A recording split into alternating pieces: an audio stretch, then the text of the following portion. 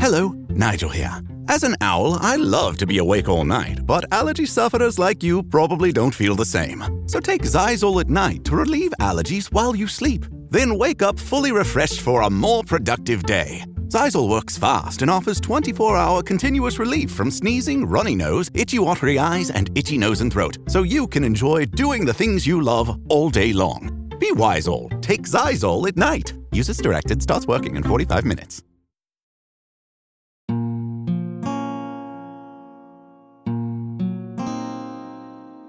Previously on The Girl in the Pond.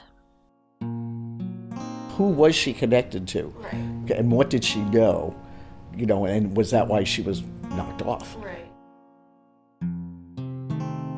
The investigation into Hazel Drew's murder set off all kinds of speculation into her personal life. Was she having an affair? Was she pregnant? Did she run afoul of Troy's powerful political machine?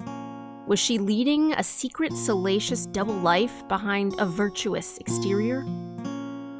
The rampant public speculation surrounded and perhaps even clouded the investigation.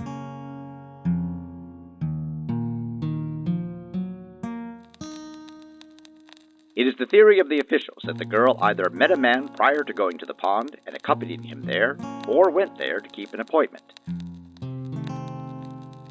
Remember, my girl, most men have two sides.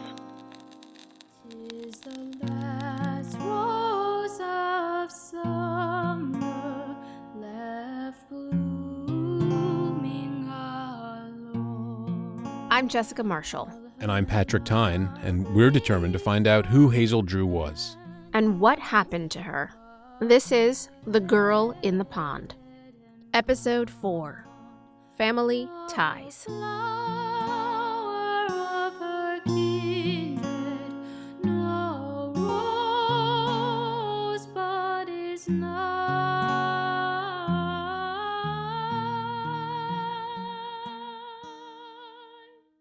This episode contains subject matter that may be disturbing to some listeners, so please continue on with care. But it is believed that the girl was either hit on the back of the head with a blunt instrument and rendered unconscious and died in a short time, or she wrestled with her companion and was thrown forcibly on a rock. The companion, seeing that life was extinct, in an endeavor to cover up the crime, took the body to the pond and threw it in.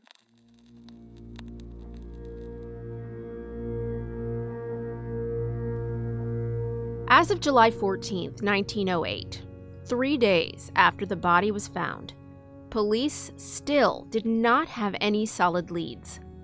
District Attorney Jarvis O'Brien had the case. He started in on intense questioning of Hazel Drew's family. Her parents, John and Julia Drew, did not seem to know much about their daughter or what she was up to in the days before she died. Her older brother, Joseph Drew, and sister-in-law, Eva, did not offer much useful information either. But investigators believed someone in her family did know more about Hazel's lifestyle. The only person who seems to be in a position to be able to advance any information is her aunt, Miss Minnie Taylor. Minnie Taylor, Hazel's mother's younger sister. Miss Taylor, when seen by a Times Union reporter, had just finished reading an account of the finding of her niece's body and was in tears. She, however, tersely said she would not discuss the murder, that she knew nothing about it. She is about 30 years of age, and she and Hazel were together quite often. Minnie wasn't married. Like Hazel, she worked as a domestic servant. She worked for a wealthy Troy banker. She and Hazel were seen around town a lot together. The papers called them chums. In today's parlance, that would be something like besties. If anyone knew anything about Hazel Drew's personal life and whether it led to her murder, investigators thought that it had to be Aunt Minnie.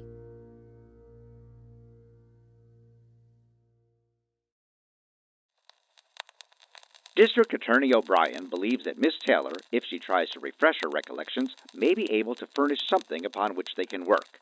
she has been sent for and is to be closely questioned. Minnie was defensive, though, at times recalcitrant. She did not give investigators much. She did admit a few things, though. She and Hazel had spent the 4th of July together. They went to city festivities at a public park. And then they took a trolley to Schenectady, about 15 miles west of Troy. They spent the night with cousins there, and the next day, she said, they came back to Troy. Minnie returned to her employer's house, and Hazel, well, her aunt told investigators that Hazel said she was headed to visit a friend in Watervliet.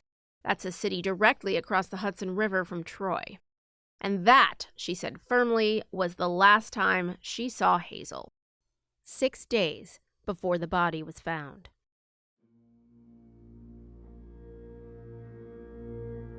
Rumors swirled in the papers about Hazel and Minnie being spotted in recent months driving around town in carriages with men. Minnie wouldn't confirm any of that. Investigators were convinced that she was hiding something.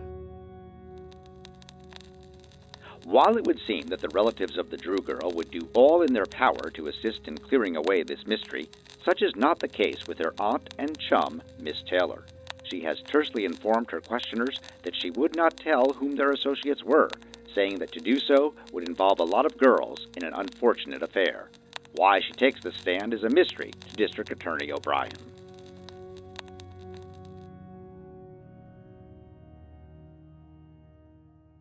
Aunt Minnie was questioned, and she wouldn't be forthcoming with any information. Sand Lake town historian Bob Moore has spent a lot of time trying to sort out fact from fiction when it came to Minnie Taylor's relationship with her niece and what she knew about the murder. She would talk about driving around Troy in a carriage with a number of men, and she would say, well, I'm not going to speak on that. I can't believe that things weren't pushed a little bit more. Mark Marshall thinks Minnie Taylor should have been thrown in jail for obstructing justice. She told O'Brien, it's none of your business. This is the district attorney of Troy. And she's telling him it's none of your business what Hazel and I do. And he's trying to investigate the murder of his niece. Why do you think she was like that? Was she trying to cover up for something, or was she just, I don't know, what do you think her? I don't know. I think she was just very private. And she was a Republican. She did things that, in the Republican Party and stuff like that. And plus her boss, her Harrison, he was a big-time banker and lawyer in Troy. Yeah. And she just didn't want to, get publicized. Yeah, she didn't want to get caught up in any of that, or right. Maybe risk being killed herself. I mean, I agree with Mark. I mean, for somebody to just say, I'm not going to talk about who I was driving around in a carriage with because it might hurt their reputation. If I was the DA, she should have gone to jail. She should have been in jail.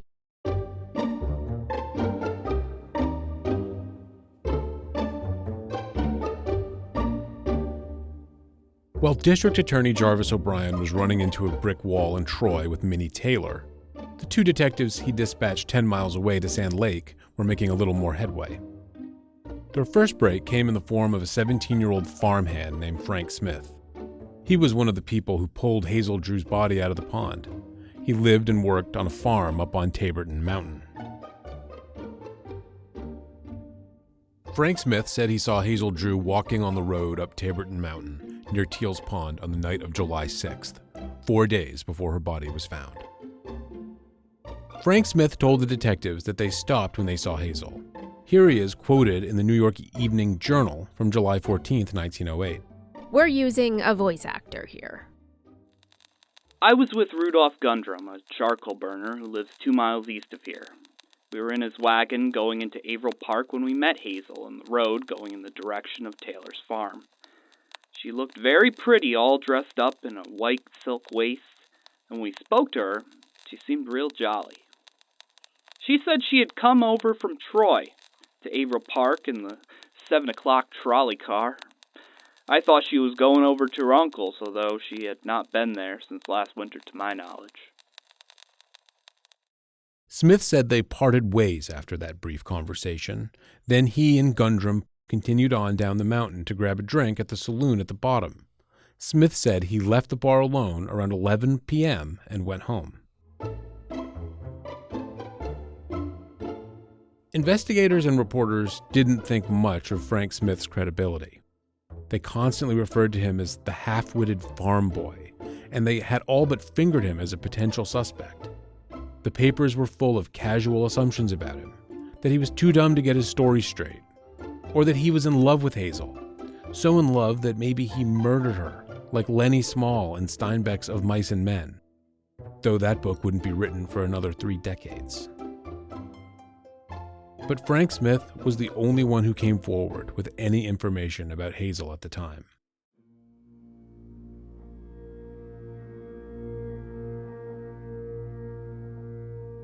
One detail of Frank Smith's story that investigators did consider seriously, he mentioned that he thought Hazel was headed to her uncle's house, her uncle William Taylor, the older brother of Julia and Minnie.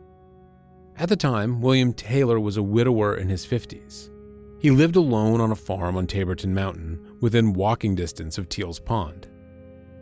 Frank Smith said the last time he saw Hazel prior to July 6th was at William Taylor's house in the winter of 1908. It was also something that Hazel's older brother, Joseph Drew, corroborated. Hazel was ill for 2 weeks last winter at the home of her uncle, William Taylor, near the scene of the crime. At that time, her brother Joseph and his wife were spending the winter with the uncle. Joseph says Hazel came there in January and complained of not feeling well. She was compelled to go to bed, and Mrs. Drew cared for her. Joseph says that no physician was called, and he did not know the nature of the girl's illness. Hazel's convalescence in Sand Lake during the winter of 1908 was the subject of a lot of gossip. The doctors who performed the autopsy said she wasn't pregnant at the time of her death. But had she gotten herself into trouble, as they say, 5 months earlier? Did she abscond to the countryside to hide a pregnancy? To have an abortion? Or was she really just sick, like with the flu? There's no way to know for sure. And there's no way to know if it was in any way connected to her death. Investigators questioned William Taylor in Sand Lake. He said he didn't know what was wrong with Hazel the previous winter, and he said he never saw Hazel on July 6th. He didn't even know that she was in town that night or that she was planning to visit him. Media reports described William Taylor as gruff, antisocial.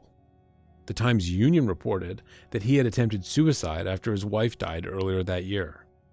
The paper also reported that, quote, last summer he had a boy working on his farm whom he treated so brutally that the authorities interfered, unquote. It was short on detail beyond that. One thing we know for sure, William Taylor's farm was within easy walking distance of Teal's Pond. It was on the other side of the pond from the road. One could get to his place and back without being seen from the main road.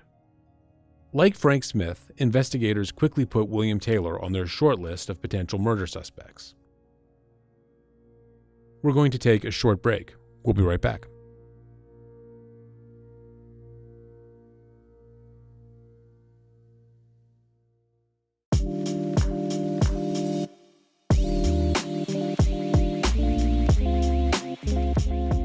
The decisions made at the state capitol in New York impact all of us, from our property taxes to the cost of health care or our civil rights. It's all really complicated, but I'm here to help you sort through it. I'm Dan Clark, author of the Capitol Confidential newsletter from the Times-Union. Find that at capitalconfidential.com. That's capital with an O. capitalconfidential.com. See you there.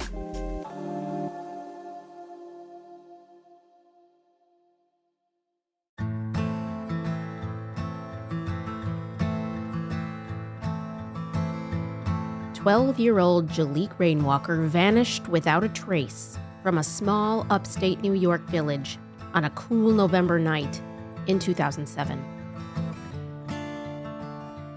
His adoptive parents say he ran away. Police believe he was murdered, but a body has never been found, and a suspect has never been named. Thank you for giving me the opportunity. Yeah, Appreciate okay, that. all right, but you don't want to talk. Then when I learned they were trying to undo the adoption, that's when I learned that this story was very complicated, well, a lot more complicated than I even thought. Almost 2 decades later, the case remains unsolved. I'm Jessica Marshall. And I'm Wendy Libertor. In this podcast from the Times-Union, we take a deep dive into the mystery of this missing child and try to find some answers. So have you come to terms that Jalik is probably dead? Yes. I feel that he was killed on November 1st, 2007. Available now, wherever you listen to podcasts.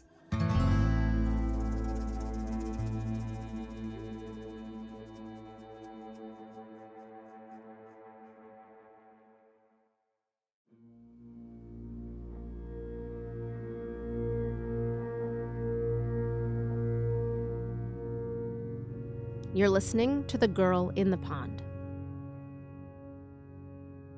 Hazel came from a dysfunctional family. Mark Marshall and Bob Moore have spent a lot of time trying to piece together Hazel's family life. They hoped that knowing more about it would shed light on the case. They searched old census records, combed through old school yearbooks, newspapers, and any other public records that miraculously survived for more than a century.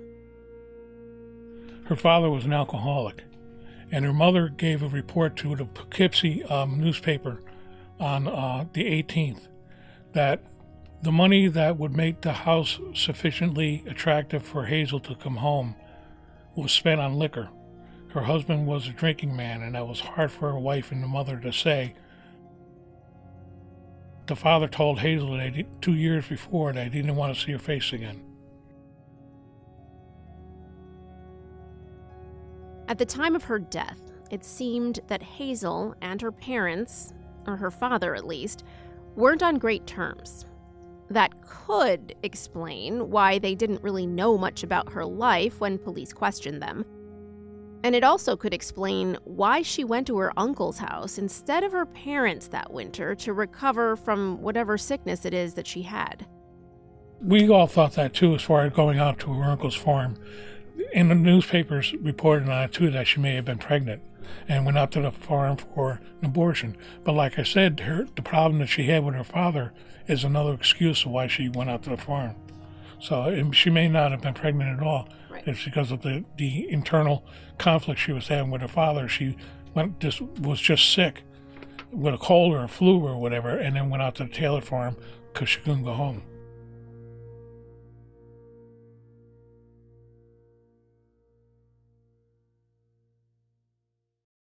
You want me to hold it? Yeah, that would be great, actually. Patrick and I went to visit Bob Moore in his Sand Lake office again.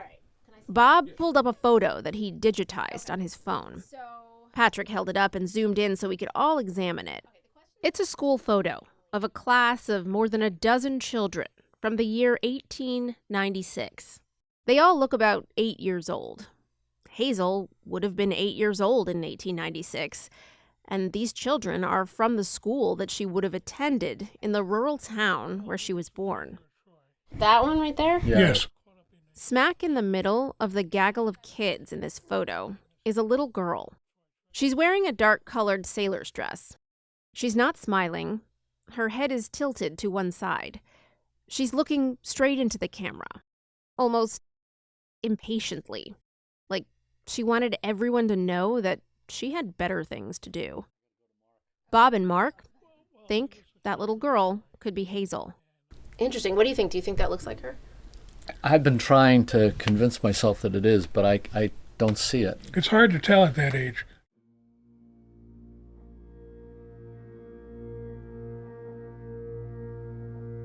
Bob held up another photo. It was a known photo of Hazel, one of the ones that was printed over and over again in the newspapers. She was about 14 or 15 in this one. There's a similar face shape and head tilt. The timing works with the school photo, but there's room for doubt. The details of Hazel's early life were not really probed in the papers. It didn't seem like investigators were particularly interested in them either. But Bob and Mark think those details are actually a key to their theory of who killed her.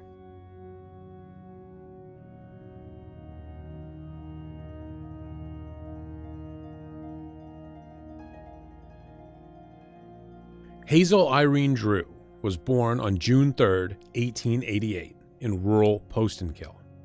She was the second of 7 children, though only 5 would survive past early childhood. Her upbringing was modest. John and Julia Drew did not have much money, but they didn't starve either. It's hard to tell how much formal education she had. There aren't any known attendance records from the tiny schoolhouse in Postenkill where she would have gone. The only thing that Mark and Bob could track down that contained any sort of clue was that photo. It was printed in a local history book.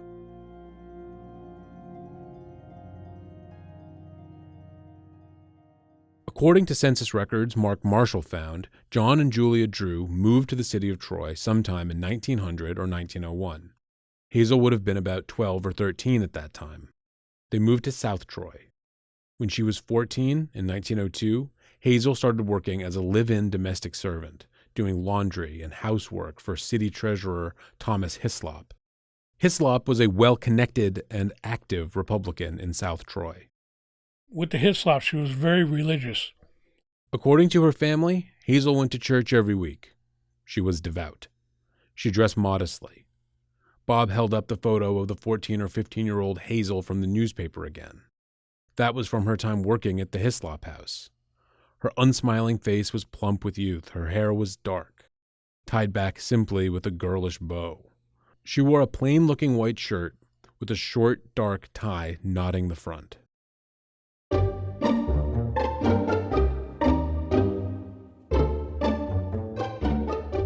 In 1906, Thomas Hislop lost his re-election for city treasurer. He was embroiled in a scandal. His deputy was convicted of stealing $10,000 from the public purse. Many thought Hislop was behind it, though he never faced any charges. I read the whole case. Newspaper reported $10,000, but in the court case it said there was actually $25,000 of cash missing. If our math is correct, that leaves $15,000 of stolen tax money unaccounted for. In today's money, that would be a little less than $500,000. Not chump change. Like Patrick just said, Hislop was never charged with anything. No one could prove that he took any money. But if he had stolen it, what did he do with it? Could Hazel have known anything about it? Or could she have benefited from it? That could explain a few things. Why she seemed to live above her means in the next few years, for one. Or why she was murdered, for another. Or it could have had nothing to do with anything in her life.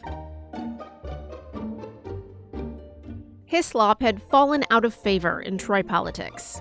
He let Hazel go in 1906 after he was ousted as treasurer. He would eventually get a job as an insurance salesman, but he claimed he couldn't afford live-in help anymore. That's when Hazel got another job as a domestic for a fabulously wealthy Troy coal merchant named John Tupper. The Tuppers were also very active in Republican politics. They lived in a much more posh neighborhood. Mrs. Tupper was a popular socialite. When she went to the Tuppers is when she changed. Mrs. Tupper took her underneath her wing, and showed her the finer things of womanhood, how to dress, how to flirt, and Hazel picked that up really quickly. Mm-hmm. And that's where she started visiting saloons and going to bars and going to Albany and stuff like that. So she really changed from Hislop to Tuppers. Bob Moore showed us another photo of Hazel that was printed in the newspapers. She's about 18 in this one, and if you didn't know better, you might think it was a completely different person. Right. And they don't look alike. If you look at those two photographs. Oh, that was something I was just putting them side by side. I'm like, is that the same person? Yeah. But there was a drastic change between Hislop and Tuppers. Her face is much thinner, more womanly, more elegant. Her hair appears lighter. She's wearing a giant brimmed hat with what looks like flowers on it.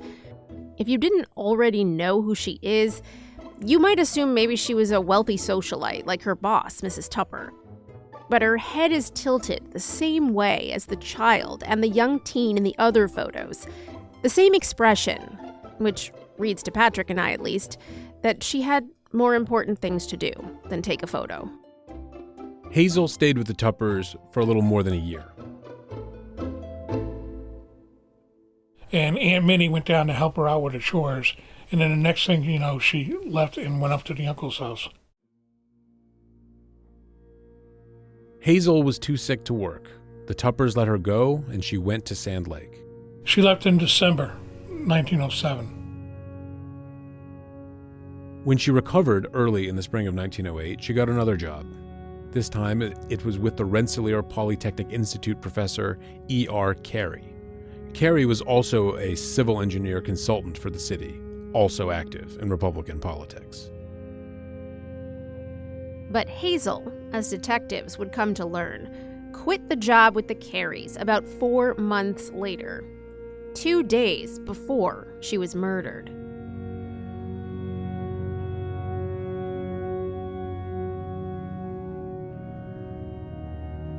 On July 18, 1908, a week after the body was found in Teal's Pond, the Times-Union reported that Hazel's parents suddenly had more to say about their daughter, specifically about her love life. John Drew revealed that Hazel had been engaged to a man a year prior, but he broke it off for another woman. Julia Drew said her daughter had not had a boyfriend since then. This is what she told the Times-Union. We're using a voice actor here. Hazel, to my knowledge, has not had a beau for more than a year. I asked her recently, "Haven't you got a fellow yet, Hazel?" And she replied, "No, I don't care for one. If I got one, some other girl would cut me out."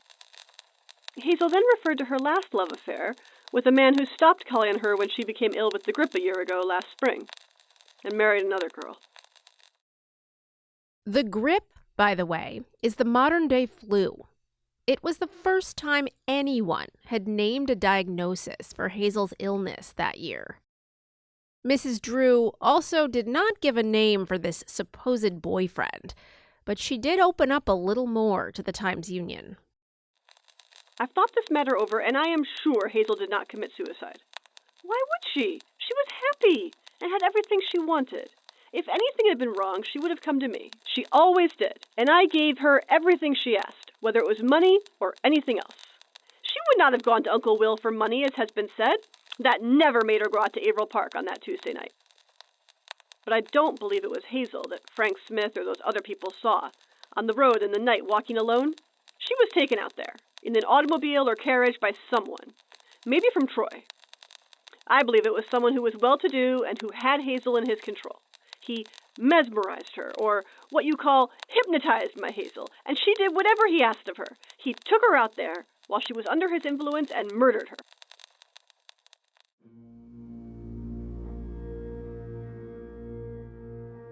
District Attorney Jarvis O'Brien hauled Minnie Taylor back downtown for questioning, again. Here's more from the Times-Union's article on July 18, 1908. Miss Minnie Taylor, aunt of the murdered girl, collapsed today under a prolonged sweating by District Attorney O'Brien and Detectives Kay and Murnane, and gave the police valuable information relative to Hazel's companions on the drives she is known to have taken recently. Her breakdown was pitiful. She wept and prayed that Hazel's slayer would be taken. Several times, stimulants were necessary. 2 detectives accompanied her home. "Don't bring innocent persons into this terrible affair," she pleaded, leaving the district attorney's office. Mr. O'Brien intimated that at least 2 young men who were friendly with Hazel up to her death would be located on the Taylor woman's information at once. Arrests are likely to follow soon in the case.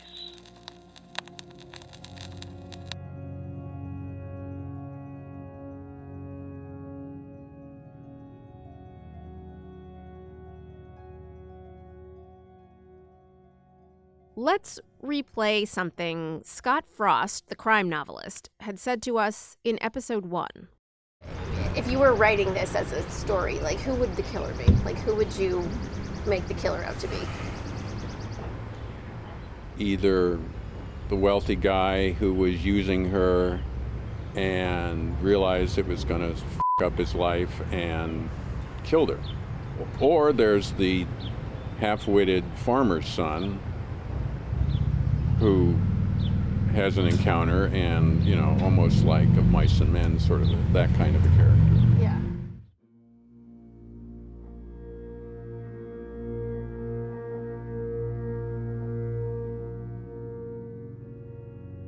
We don't know for sure who killed Hazel Drew.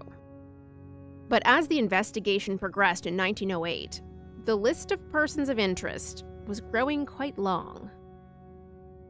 Hazel worked for very wealthy men, who ran in influential circles with other very wealthy and politically connected men. Maybe one of them could have been the hypnotist that her mother had mentioned. The Hislop connection, too. The fact that Thomas Hislop was the former city treasurer, he resigned amid scandal. In 1906, his deputy was said to have stolen the money, but everybody thought that maybe he was involved too. And when the successive treasurer took over, they found that there might have been a lot more than $10,000 missing from the coffers.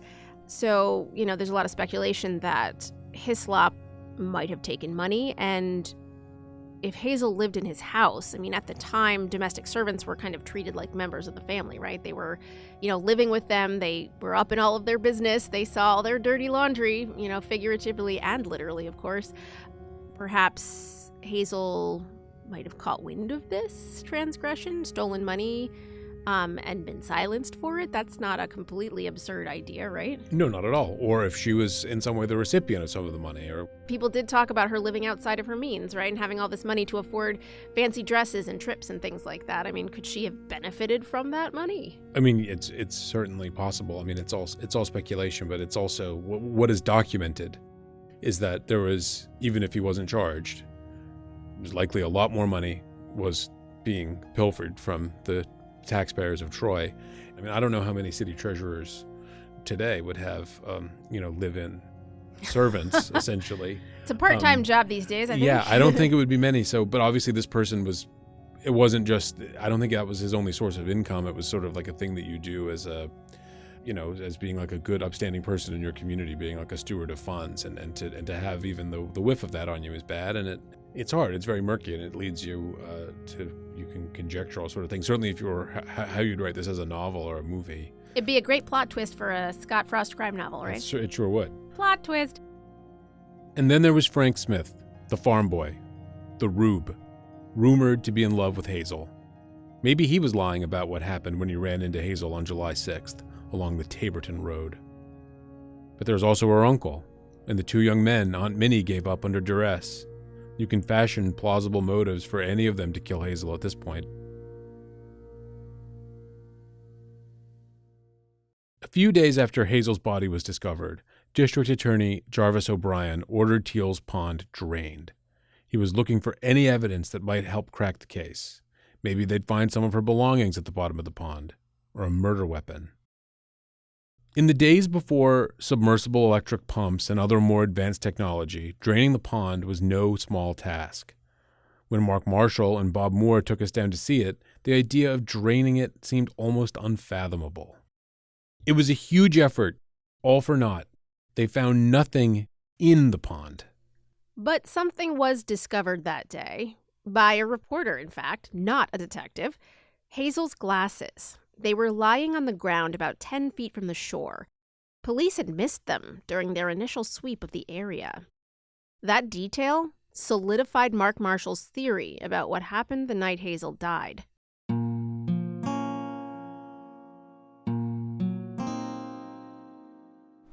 Like I said, I don't think she was brought down here dead. I think she was killed here, simply because of the glasses being found here.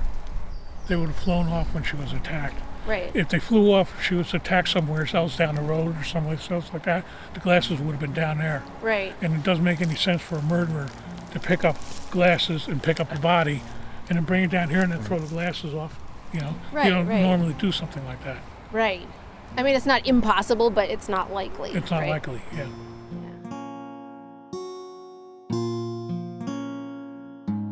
Next time on The Girl in the Pond, we'll dive further into the investigation into Hazel Drew's murder. I'll not leave thee, thy lone one, to pine on the stem, since the lovely are sleeping. Go sleep thou with them, thus kindly I scatter. The Girl in the Pond is a production of the Times-Union. It's produced by Jessica Marshall and Patrick Tyne. Written and edited by Jessica Marshall. Editorial direction and fact-checking by Erica Smith and Casey Seiler. Production help from Daniel Roberts, Sarah Diodato, Mike Goodwin, Tony Pallone, Tyler A. McNeil, and Kathleen Moore. Our theme song is The Last Rose of Summer, written by Thomas Moore. Musical arrangement by Matthew A. Streifert. Vocals by Josephine Diodato. Additional music supplied by Lionel Cohen and Francois Couture via Getty Images.